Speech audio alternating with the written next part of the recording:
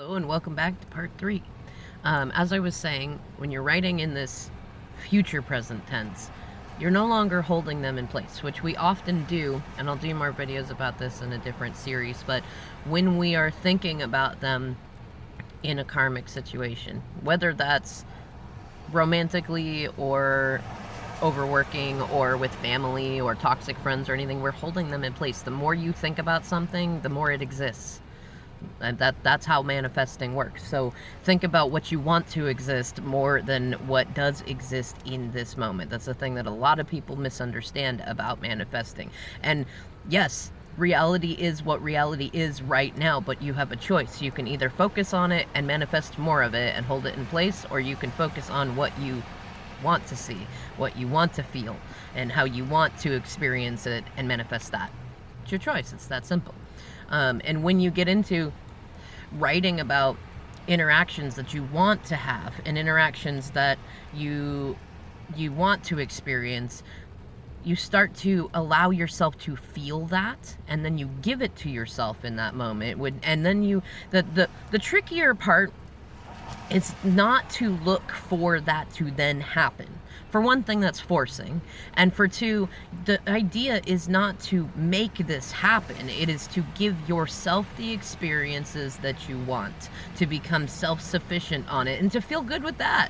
And a lot of times, I mean, what is it? If you think about it, if it happened in 3D, what is it about that you like?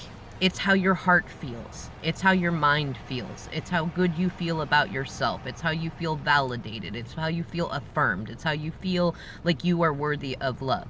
But it's all in here. It's all a bunch of beautiful bullshit, right? It is.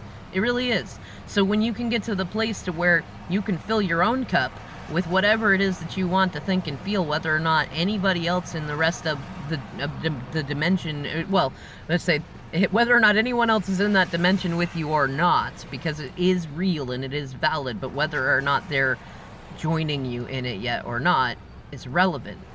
You're giving yourself the feel-good feelings that you want, and the more you practice this, I just saw 2:22 on the clock, the more you practice this and the more that you feel good about it, the less you need it in 3D, and the more you realize how silly it was that you ever thought that you needed it in 3D in the first place. And then the fun begins, because then you start to get to a place to where you're just writing it for fun and you're enjoying it, and so you already gave yourself the main course and the main dessert, and then when your DM or your DF starts actually doing those things, not exactly, because it's kind of like when we're in a live chat and you see like there's 222 people in the room, but the minute you see it, it changes to 225 or 221 or something like that. The minute that you observe it, you change it.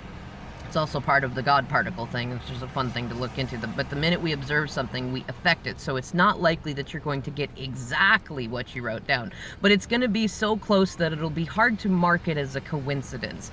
But the nice thing is when you no longer need it anymore, it's all sprinkles on top. It's all cherries on top. It's just fun and it's enjoyable, and you remove the pressure from those interactions, and you dampen the chaser energy that often comes up. Is like when we get, it's 5:55 on the other clock, when we get into the energy of, oh my gosh, my DM has reached out to me, or my DF has reached out to me, and then we want to like suck that in, that energy, right? Like, because they might disappear again. It removes that pressure, and then you can just enjoy the spaces in between. You can enjoy the interactions when they come in, and then you become a person that is very pleasant to interact with, and you get to be amused with thinking, didn't I just write like a chapter about how this happening, and I totally had no attachment to when or why or even if it ever happened, and it's happening right now.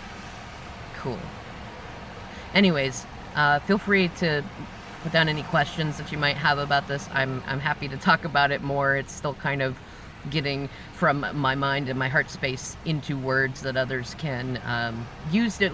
Don't use this to do exactly what I've done. Use it to find your own way. These are just what have worked for me and for some others in my soul tribe and stuff. So use it to catapult yourself into what works for you. All right, thank you so much for watching, and I'll catch you in the next video.